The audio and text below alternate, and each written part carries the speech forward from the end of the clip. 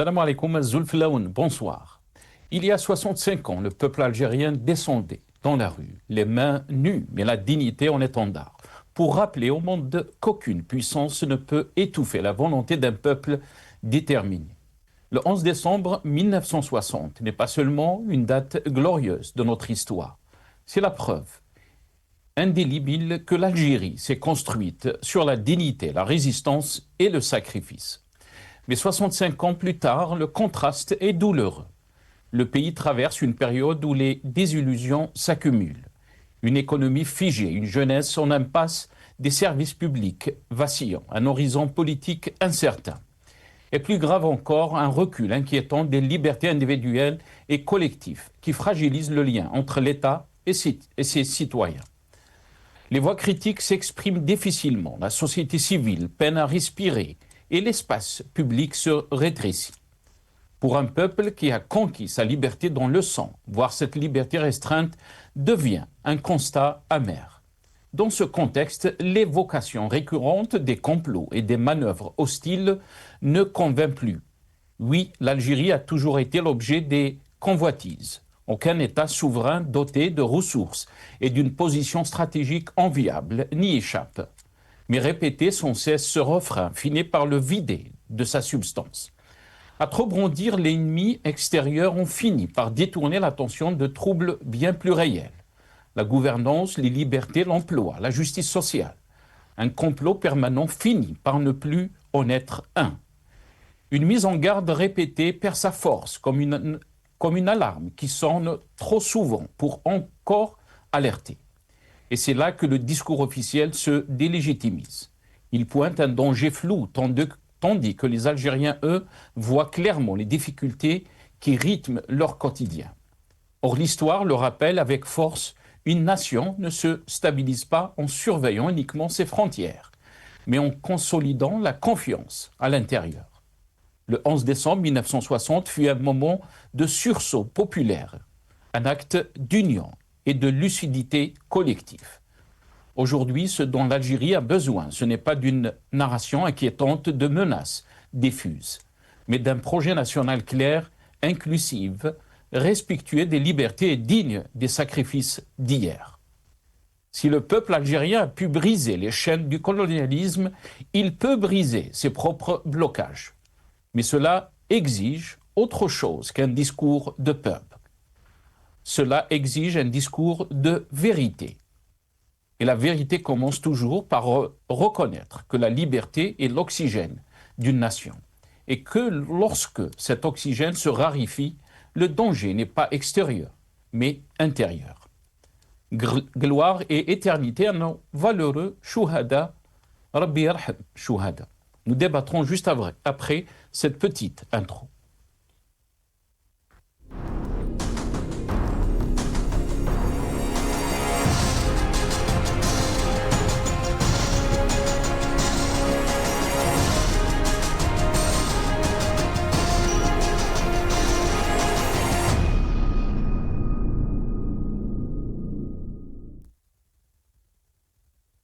« 11 décembre 1960, Tebboune, alerte contre les complots visant le projet national. C'est le titre de notre émission pour ce soir. Et pour en parler, j'ai le plaisir d'accueillir dans cette émission ce soir M. Azoua Chmerouk, militant politique. Il est avec nous depuis Paris via Skype.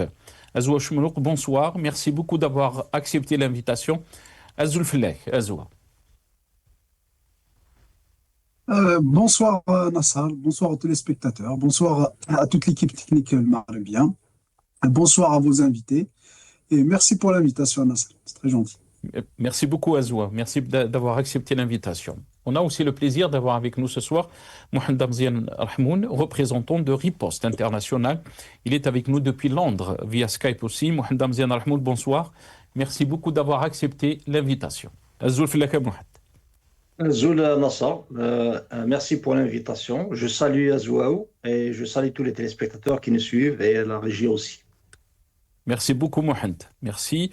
Avant de vous donner la parole et de rentrer donc dans le vif du sujet de ce soir, quelques titres de la presse nationale. On va commencer avec La Nation. le journal La Nation, manifestation du 11 décembre 1960, une étape décisive dans le parcours militant du peuple algérien, a titré donc le journal La Nation. Al-Khabar, le journal Al-Khabar, هكذا هتف الجزائريون في مظاهرة 11 ديسمبر 1960. الجزائر جزائرية، رئيس تبون، الجزائر ستحقق أهدافها في موعد قريب. Donc, a titré le journal Al-Khabar. TSA, tout sur l'Algérie donc, Tebboune met en garde des guerres d'intérêt visent l'Algérie. Le président Tebboune a insisté ce mercredi, donc hier, sur l'unité du peuple algérien et a averti contre des guerres d'intérêt qui visent l'Algérie. Et on termine avec cette photo que vous êtes en train de voir de la télévision algérienne. بوغالي يشارك في إحياء ذكرى 65 لمظاهرة 11 ديسمبر 1960.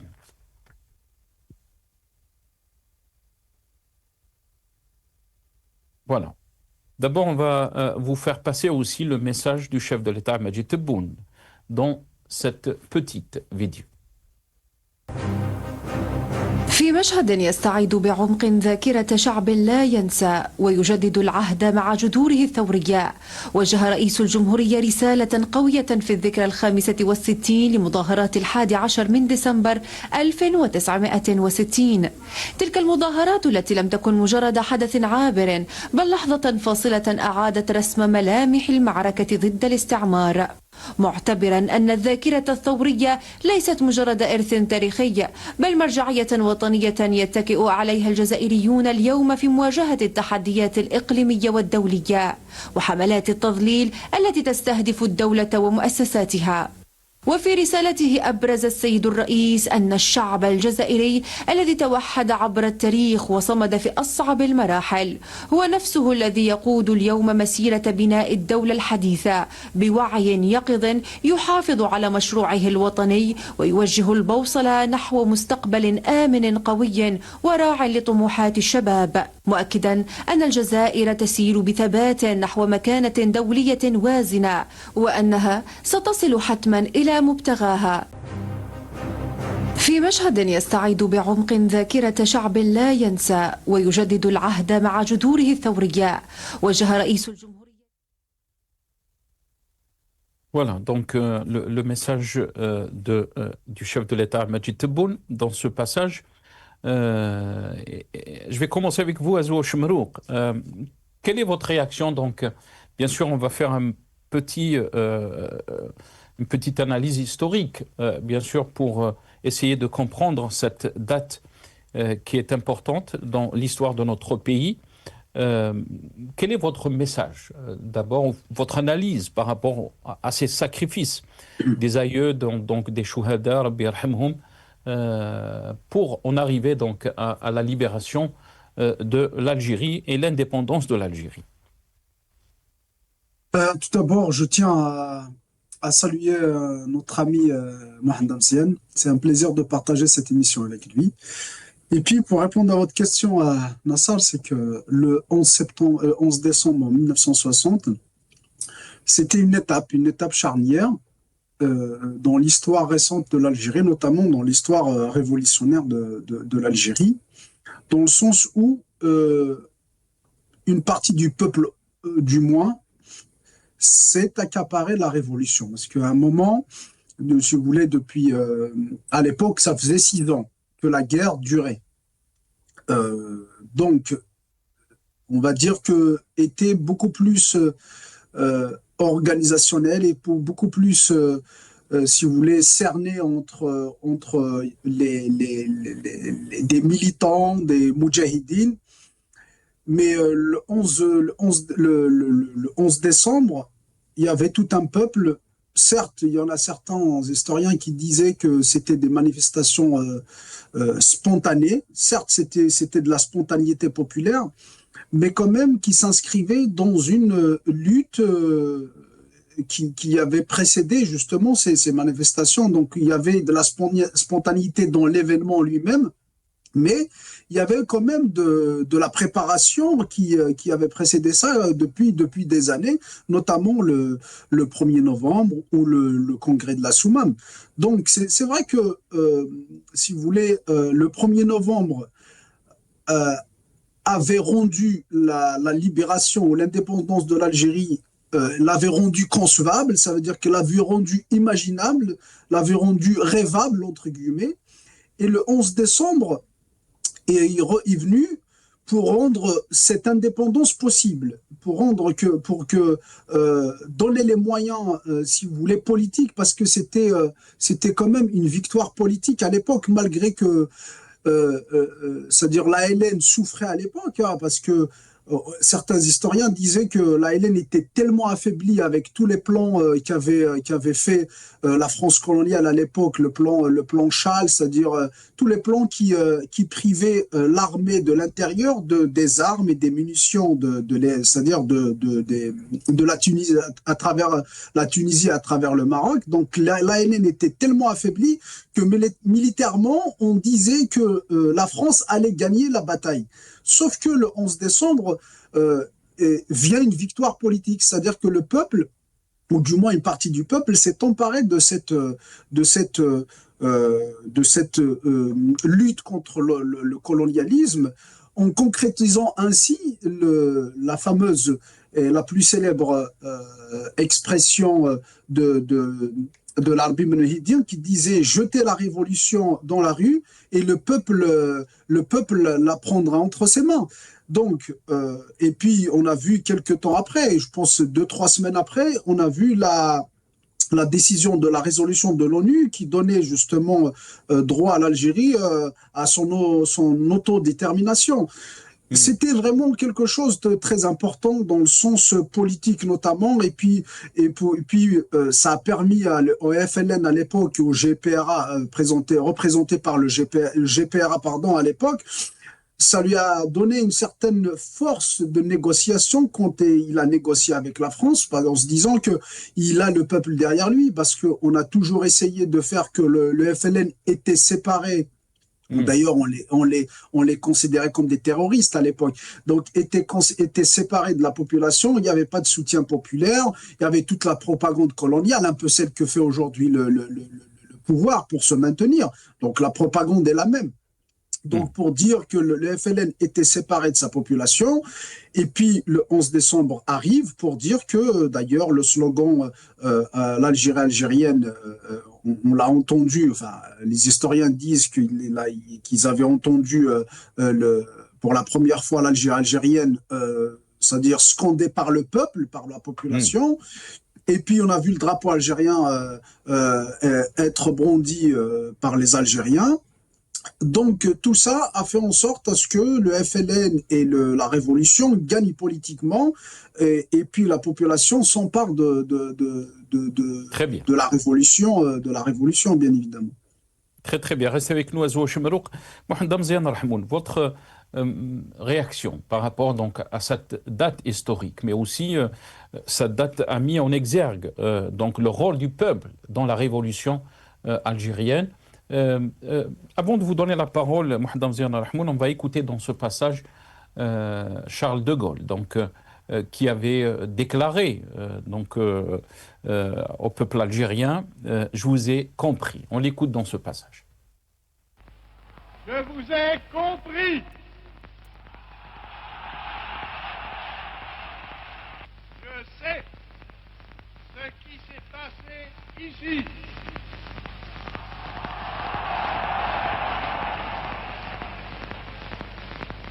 Je vois ce que vous avez voulu faire. Je vois que la route que vous avez ouverte en Algérie, c'est celle de la rénovation et de la fraternité.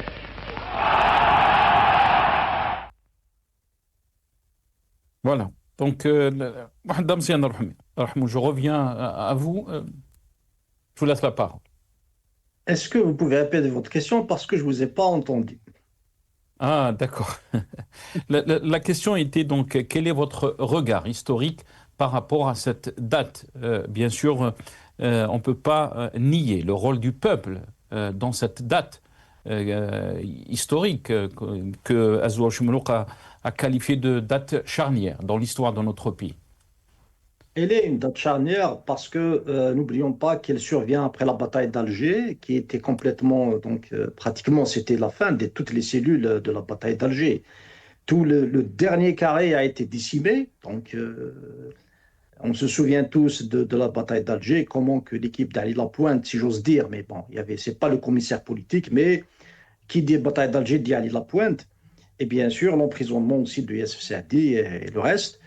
Et bien sûr, avec toute cette période une étape importante de l'histoire algérienne qui mérite d'être revisée, etc. Toutefois, cet événement a eu surtout comme effet, si vous voulez, c'est un effet politique important. Parce que Hmm. militairement, l'ALN était, si vous voulez, très mal parti, qu'on le veuille ou pas. Ça, et en même temps, l'autodétermination, ce n'était pas prévu pour qu'elle se passe, enfin, que la question de l'autodétermination soit inscrite à l'ordre du jour à l'ONU n'a pas été prévue de sitôt. Il voulait la faire, je pense, en juin 61 ou quelque chose, en tout cas, vers l'année 1961. Donc, ça a précipité l'événement et la question algérienne a abouti donc à être mise à l'ordre du jour, donc à avoir son droit à l'autodétermination. Mais n'oublions pas aussi que la venue du général de Gaulle n'a pas été fortuite. Donc René Coty, quand il a voulu céder le pouvoir, parce que je dis bien céder le pouvoir au général de Gaulle, c'est parce qu'aussi, au sein, il y avait cette question qu'ils appelaient, si vous voulez, la question algérienne ou tout simplement en France, qui fait que les ultras, ceux qui voulaient tout simplement même de l'indépendance de la colonie, c'est-à-dire c'est comme si vous voulez l'histoire des États-Unis d'Amérique, ils voulaient l'indépendance tout simplement de cette colonie. Ils voulaient complètement l'indépendance de la colonie. Donc les militaires qui étaient en Algérie faisaient du chaud et froid. René Coty se voyait tout simplement dans l'obligation de faire venir un homme fort, accepté par tout le peuple français. Et bien sûr, c'est ce qui est arrivé. Mais toutefois, le général de Gaulle, quand il est venu, n'oublions pas que la répression n'a pas cessé. Il y avait beaucoup d'opérations militaires, il y avait des assassinats, etc. Certains Hmm. disent même que les initiateurs de cette période, enfin les initiateurs de ces manifestations grandioses, qui se sont soldées aussi par une répression féroce, étaient à l'initiative d'un clan du général de Gaulle, si vous voulez, les gaullistes, si on peut dire ainsi, qui étaient contre les ultras, etc. Et bien sûr récupérés par le FLN. D'autres vous disent non, c'était le FLN. D'autres vous disent c'est une réaction spontanée parce que c'est une succession d'événements. Il y avait un ras-le-bol populaire. C'est tout à fait normal que ça débauche vers des manifestations. Peu importe ce qui s'est passé, il y a eu des Hmm. manifestations, il y a eu des Algériens qui ont sondé à l'unisson, ils voulaient l'indépendance. Et ceci, tout le monde l'a compris. Et quand, bien, effectivement, vous l'avez très bien souligné dans votre introduction, quand un peuple s'unit autour d'une cause, il est très difficile de l'arrêter. Voilà la conclusion de ces événements. Et c'est pour ça que c'est une leçon, non Hmm. seulement pour tous ceux qui veulent aspirer à la liberté, et j'invite tous les pays qui sont aujourd'hui colonisés à comprendre, à prendre de l'expérience algérienne, c'est quoi le sacrifice, c'est quoi l'unisson pour arracher une indépendance. Mais Hmm. aussi, ça peut inspirer des mal intentionnés. Pourquoi je dis ceci? Certains, connaissant les esprits des peuples, peuvent effectivement pousser, peuvent faire des manipulations, peuvent aller même à orchestrer des crimes afin de faire soulever des populations, afin qu'ils puissent être dans le ras-le-bol et demander aussi leur indépendance ou demander autre chose. C'est pour ça que malgré que la lutte de libération pour l'Algérie, qui est une révolution, qui n'a pas atteint toutes ces, je dirais, notre révolution est continuelle dans le temps, elle est permanente parce que nous n'avons pas atteint le rêve que se sont fixés nos aïeux.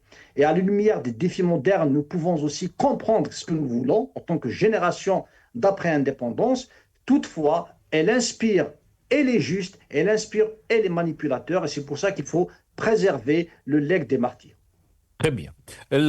Azoua Choumerouk, Mohamed Damzian Rahmoun est en train de dire qu'il faut préserver les legs donc, des martyrs, des chouhadar, birhamhum.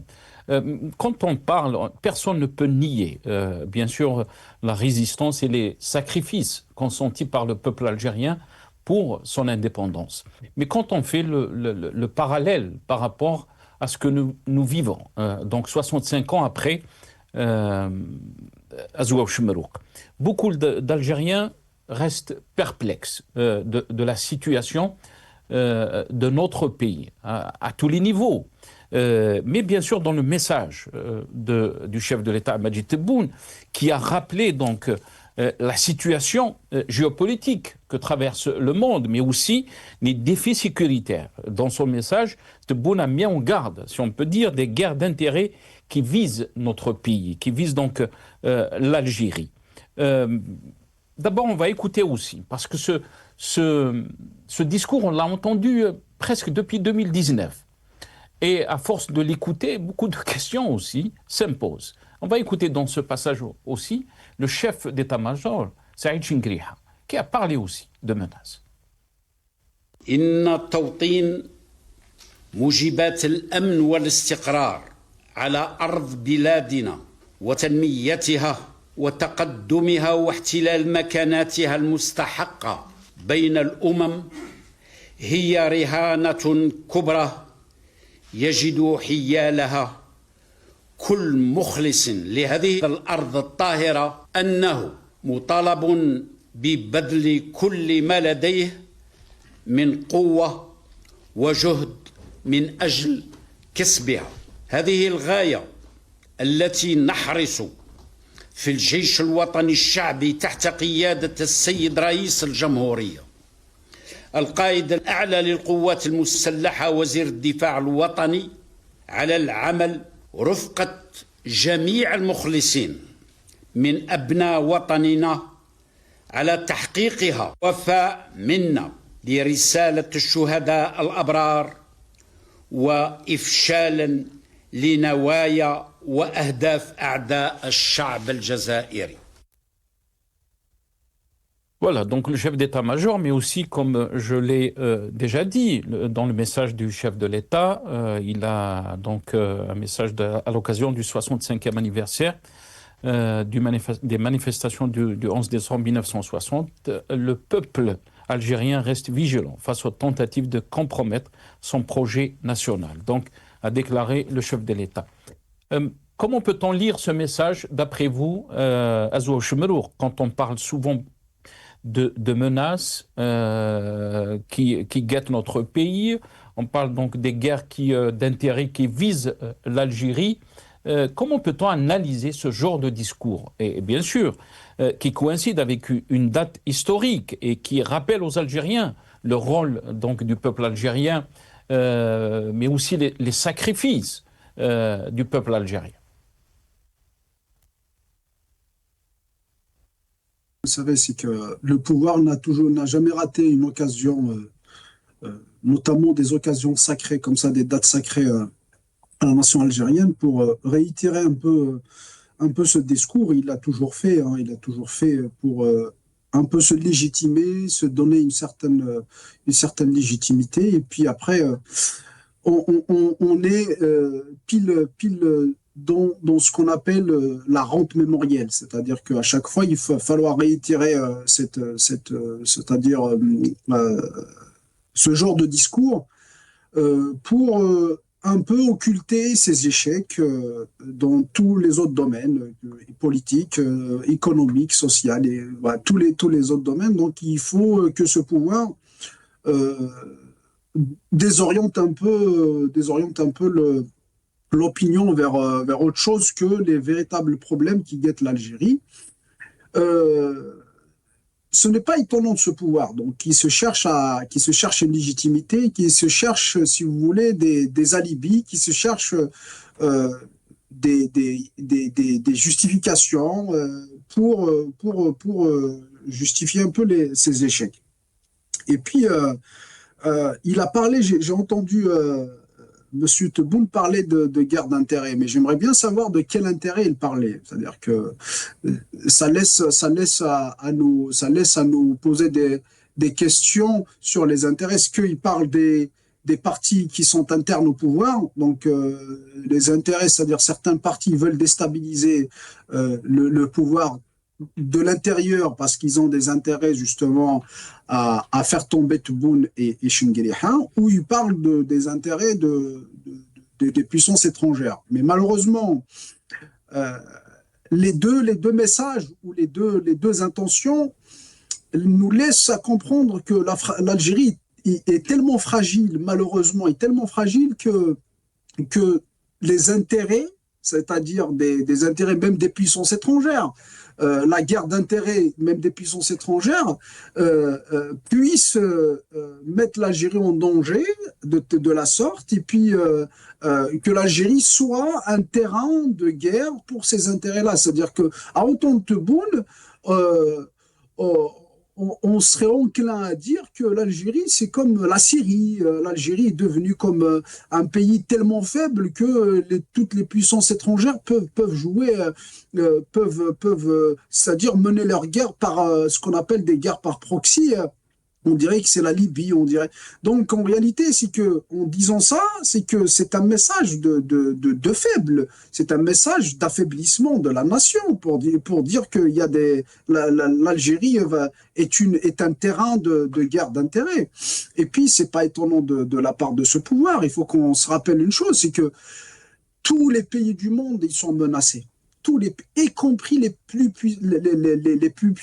puissants de ce monde, y compris les États-Unis qui est une grande démocratie, donc elle est forte par sa démocratie, elle est forte par son armée, elle est forte par sa diplomatie, donc elle est forte par son économie, donc dans tous les domaines. Elle est menacée.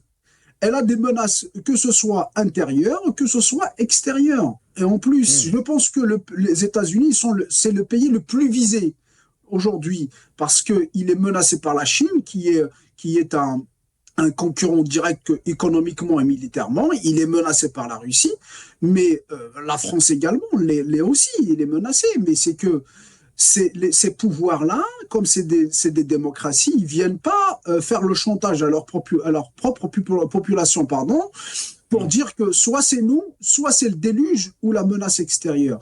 Un gouvernement ou un dirigeant légitime, un dirigeant qui a une culture d'État, qui est animé par l'amour véritable de son pays, parce qu'il ne cesse de nous reprocher de ne pas aimer notre pays, parce qu'on ne l'aime pas à leur façon, on l'aime à notre façon. Donc, un homme d'État qui est animé par un amour véritable de son pays aurait pensé comment protéger la population, aurait réfléchi à des moyens, aurait réfléchi c'est-à-dire que ce soit des moyens humains, des moyens techniques pour la protection, c'est-à-dire que laisser l'Algérie en dehors, ou c'est-à-dire l'Algérie, que l'Algérie ne soit pas une proie des puissances étrangères, c'est-à-dire qu'en développant l'armée, en développant la technologie militaire, en essayant d'être indépendant économiquement, en travaillant dans le sens de l'unité nationale, dans l'alternance politique, démocratique, parce qu'en réalité, ce qui donne une force à une nation, c'est justement l'adhésion de sa population. Et la population, pour qu'elle adhère à cette nation, il faut qu'il y ait une justice, il faut qu'il y ait de la démocratie, une alternance au pouvoir, il faut qu'il y ait du progrès économique, social, il faut qu'il y ait une liberté. Tout ça, il faut que tout ça soit réuni pour qu'un pays soit fort. Alors que le pouvoir ne le fait pas. Au contraire, il instrumentalise un peu tout ça pour faire chanter son peuple.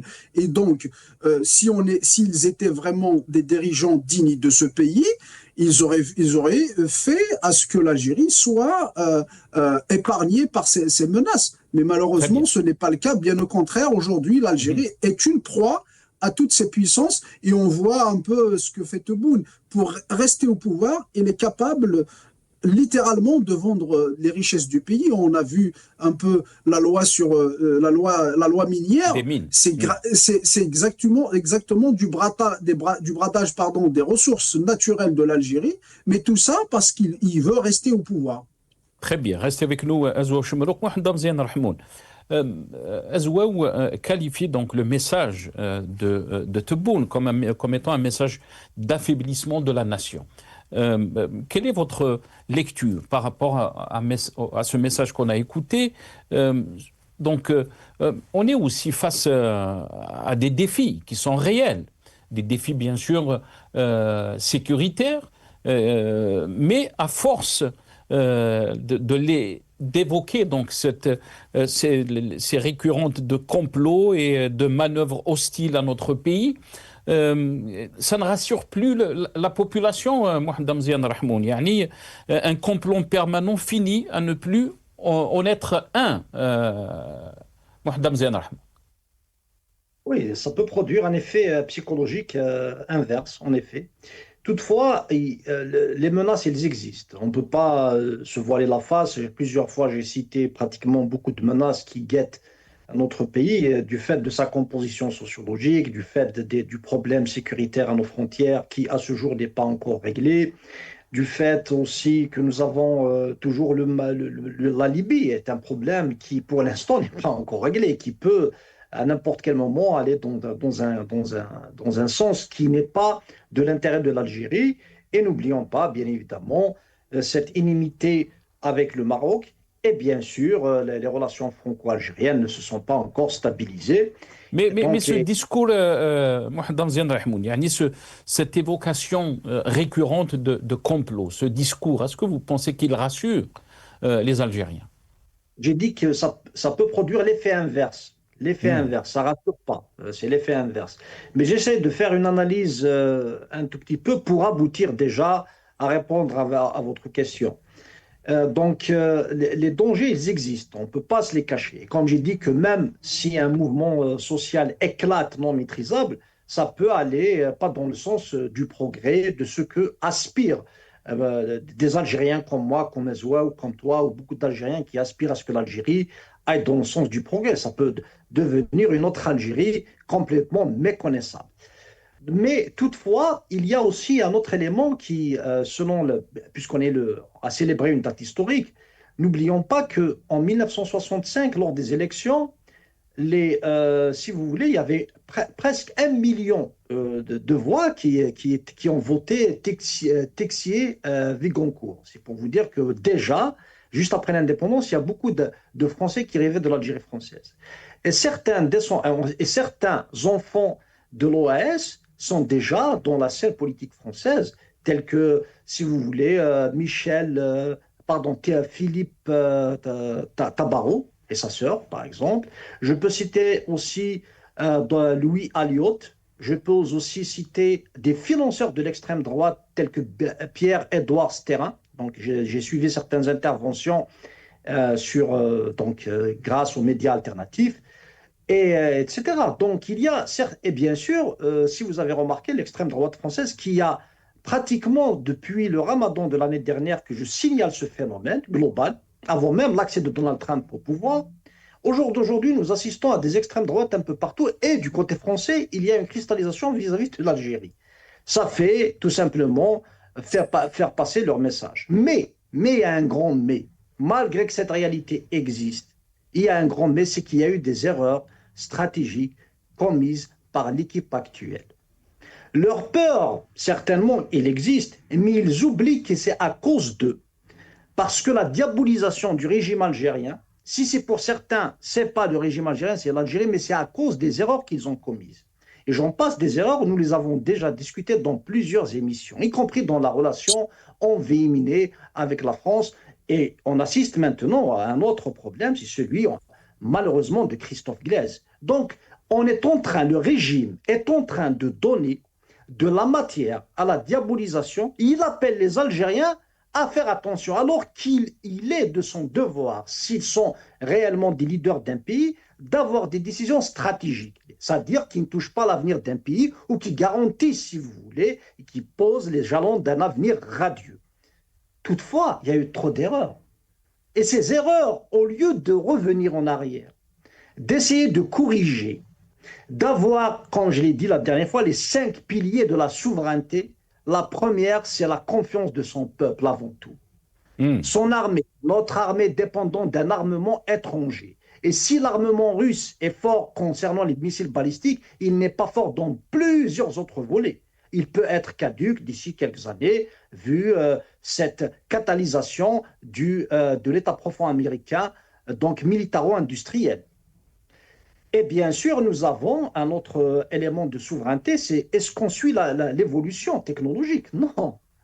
Est-ce que notre économie est forte? Non, on est trop dépendant des hydrocarbures. Et bien sûr, sa monnaie. Et certainement que la Banque d'Algérie fabrique notre monnaie, mais malheureusement, elle est sur le marché noir. Elle est complètement une armée trop faible et beaucoup d'Algériens la convertissent parce qu'ils n'ont même pas l'assurance qu'il y a beaucoup qui ont peur que l'Algérie va exploser. N'oublions pas. Donc, les erreurs du régime, ce sont elles qui nous ont amenés à cette situation. Et tout ce que nous avons dit avant pour alerter, il est justifié par le discours du président algérien, par le discours du chef d'état-major. Et quant au projet national, bien sûr, nous voulons d'un projet national. Puisqu'il a prononcé le projet national, il est conscient qu'on doit le construire, mais dans la diversité. Pas dans l'élan qui a suivi l'après-indépendance avec un jacobinisme, avec je ne sais quoi. Au contraire, après, ils ont joué sur les divisions pour garder une certaine stabilité de l'État, enfin, d'une caste de l'État. Or, le projet, ils se sont voulu que ça soit, si vous voulez, une organisation de l'Algérie. On est en train de voir le résultat. Donc, au contraire, ils doivent revoir toutes leurs cartes. Et bien sûr, nous sommes tous des éléments de la construction. Très très bien. Restez avec nous, Mohamed Amzian Rahmoun. Azwa Chemrouk, est-ce on peut parler seulement d'erreur, comme a été qualifié par Mohamed Amzian Rahmoun quand on parle de la situation que vit notre pays, parce que on se rappelle très bien donc de ces manifestations du Hira quand les Algériens sont sortis en millions pour scander donc Al-Istiqlal. Il y avait les étudiants aussi. On va regarder ces images des étudiants sortis pendant donc l'occasion du 11 décembre.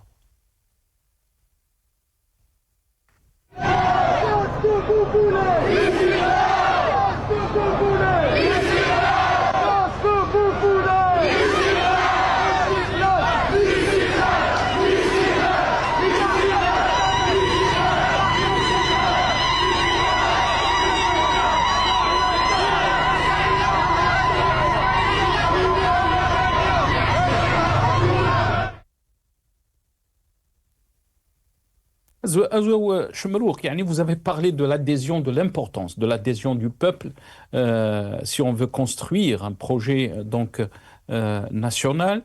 Mais quand on voit la voie que pris notre pays depuis 2019, on s'interroge vraiment de la direction de cette voie, parce que souvent les Algériens soulèvent la question des libertés, un recul très très inquiétant en termes de liberté, en termes de démocratie, en termes aussi d'ouverture politique, d'ouverture médiatique.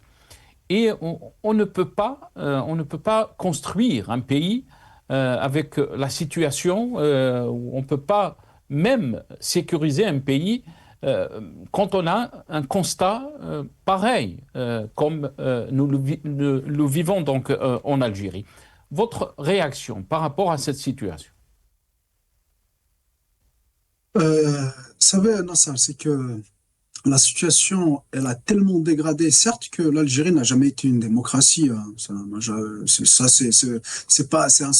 secret de polichinelle, comme on dit. Mais il faut le souligner, c'est que depuis 2019, quand même, et moi j'ai entendu certains militants des années 70 sous l'ère de Boumediene me dire que c'est du jamais vu, notamment depuis 2019. Il y a un aveuglement féroce de la part de ce pouvoir. Ce qui est d'ailleurs attendu, ce qui est prévisible, vous savez, c'est que ce pouvoir, s'il nous avait donné une impression qu'il qu'il y avait une certaine démocratie ou une certaine ouverture pendant les années 90 et sous l'ère de Bouteflika, c'est parce qu'il n'était pas si menacé que ça pour un peu sombrer l'Algérie dans la dictature et dans la répression. Les années 90, c'est-à-dire qu'il y avait il avait cette légitimité, on va dire, de guerre contre le terrorisme. Donc, du coup, si vous voulez, le peuple ou la population, il y avait une certaine adhésion de la population à ce pouvoir pour combattre le terrorisme. Et puis, sous l'ère de Bouteflika, il est venu, donc il avait quand même un capital sympathie au début, qu'il se croyait inébranlable. Donc d'ailleurs, il a réussi à mettre la zizanie entre les militaires, donc il a un peu fortifié son pouvoir, donc il se croyait inébranlable, qu'il avait permis justement une certaine liberté, donc tout le monde pouvait parler, parce que du moment qu'on ne pouvait pas le toucher, on ne pouvait pas y arriver à le destituer. Mais, chose qui est arrivée en 2019, c'est que le Hirak est venu pour chambouler un peu tous les calculs de ce pouvoir, et on a vu même des généraux, même un général tel que Toufiq Medien, le général Toufiq Mohamed Medien, emprisonné, donc celui qu'on appelait Rabb Zahir, emprisonné, donc le pouvoir, c'est-à-dire dans ses composantes, s'est dit finalement personne n'est à l'abri, c'est-à-dire que arriver à emprisonner Mohamed Medine, c'est-à-dire qu'aucune personne d'entre nous, c'est-à-dire le pouvoir qui se dit ça, n'est à l'abri. Donc il fallait répondre. Et comment répondre? Il fallait répondre par la répression et si vous voulez, être aveugle dans la répression et être entre guillemets ferme. C'est pour envoyer un message à la population pour qu'elle ne sorte pas, pour que la peur reste toujours dans le camp de la population, et pour ne pas permettre aux autres clans qui imaginent ou qui songent à destituer notamment Tebboune ou Chengueriha, de ne même pas penser à ça, parce que sinon c'est la prison qui les attend, et puis d'envoyer un message comme quoi ce pouvoir, il est toujours fort. Donc, il fallait de la répression, il fallait sombrer de l'Algérie dans la dictature. Ça, c'est quelque chose de logique. Après, il s'ajoute une dimension personnelle ou psychologique de Tebboune. Et moi, j'essaye de souligner dans toutes mes interventions, notamment sur votre plateau, sur la dimension psychologique de Tebboune. Tebboune, si vous voulez, il a pu réunir un peu tous les défauts de tous les présidents qui l'ont précédé, plus l'inculture et la brutalité. Tebboune, il n'a pas la finesse et l'intelligence de Bouteflika. Tebboune, il croit qu'il a toujours imaginé que, d'ailleurs, il s'est comporté de la sorte avec Bouteflika. Il n'arrive pas à voir les relations qui le liaient avec Bouteflika, des relations républicaines de ministre à son président. Non, lui, il voyait de la soumission et de la domination. Donc, il y a un soumis, il y a un dominant. Et c'est exactement ce qu'il veut reproduire que ce soit avec ceux qui travaillent, ses collaborateurs, entre guillemets, ou avec la population, avec le peuple. C'est-à-dire, il croit que le peuple, il faut le dominer, il faut le terroriser comme un peu ce qu'il était lui, pour qu'il soit, c'est-à-dire gouvernable. Donc, il y a cette dimension qui laisse à ce qu'aujourd'hui, Tebboune, il a emprisonné même ses propres collaborateurs, pour vous dire la paranoïa dans laquelle il est. Il a emprisonné des généraux, il a pourchassé des généraux, il a mis sous STN même son premier ministre, son ancien premier ministre, pour vous dire la paranoïa dans laquelle navigue aujourd'hui ce pouvoir. Donc il y a cette dimension de la dictature. Après, j'aimerais juste rebondir sur quelque chose par rapport, pour faire le parallèle entre le Hirak et les événements de 11 décembre en 1960. Alors, je pense qu'il y a un élément très important, c'est l'organisation. En 1960, il y avait certes la spontanéité. Cet événement je disais qu'il était spontané comme événement, c'est-à-dire les manifestations, mais c'est-à-dire la préparation, mais c'était un événement préparé parce qu'il y avait une guerre, c'est-à-dire que les Algériens, certes, ils étaient sortis ce jour-là, mais ils étaient animés par quelque chose qui était bien avant, c'est-à-dire le travail des FLN, le travail des militants, donc il était là. Mais il y avait une organisation, c'est-à-dire le FLN. C'est-à-dire que le FLN, en réalité, cherchait à l'époque un soutien populaire c'était une organisation extrêmement organisée et c'était vraiment quelque chose de formidable. En plus, sous la quatrième puissance coloniale, je pense, la France à l'époque. Donc, et la population, elle est là pour se tenir. Donc, mais il y avait une organisation politique, militaire et tout. Donc, c'était vraiment organisé. Contrairement à Hirak, il est venu. Certes, c'est l'accumulation des luttes. C'est un événement spontané, si vous voulez, dans sa date, dans l'événement. Mais il y avait l'accumulation de tout c'est-à-dire un portefeuille de lutte, si on peut l'appeler comme ça. Sauf que l'erreur qu'on avait faite, c'est qu'il n'y a pas eu une organisation après. C'est-à-dire qu'on n'a pas investi sur cette énergie populaire, notamment la classe politique. Tout le monde, moi y compris, hein, c'est-à-dire je suis dedans. On n'était pas assez mature et assez responsable pour comprendre l'ampleur de la chose, l'ampleur de l'énergie et pour essayer d'accompagner un peu cette énergie populaire pour pouvoir faire quelque chose de politique un peu comme le FLN. Bon, je ne vais pas comparer, c'est-à-dire le FLN contre la puissance coloniale, mais en termes d'organisation, il fallait qu'on fasse ça. Mais malheureusement, on n'était pas mature à Nassar sur ce plan-là. On a lourdement failli. Et c'est pour ça qu'aujourd'hui, comme on dit, celui qui fait une demi-révolution, c'est un peu comme celui qui creuse sa propre tombe. Et aujourd'hui, c'est exactement ce qu'on vit. Et j'appelle tous les Algériens, enfin notamment la classe politique, à l'organisation. Parce qu'il n'y a rien, sauf l'organisation, fait peur au pouvoir. La seule chose qui fait peur à ce pouvoir, c'est l'organisation. Parce que la violence ne lui fait pas peur. Au contraire, il pousse les gens à la violence. Mais l'organisation, d'ailleurs, c'est ce qu'il a fait au début du Hirak. Il a essayé un peu d'emprisonner tous les têtes des organisations, tous les plus politisés, toutes les organisations, il a essayé de les destituer ou de les fermer ou de les même, c'est-à-dire d'entraver un peu leur activité. Il a tout fait parce qu'il sait très bien qu'il n'y a que les organisations qui peuvent le mettre en danger. Très bien. Restez avec nous, Azou Choumerouk. Mohamed Mziane Rahmoun, sur l'adhésion du peuple dont vous avez parlé tous les deux.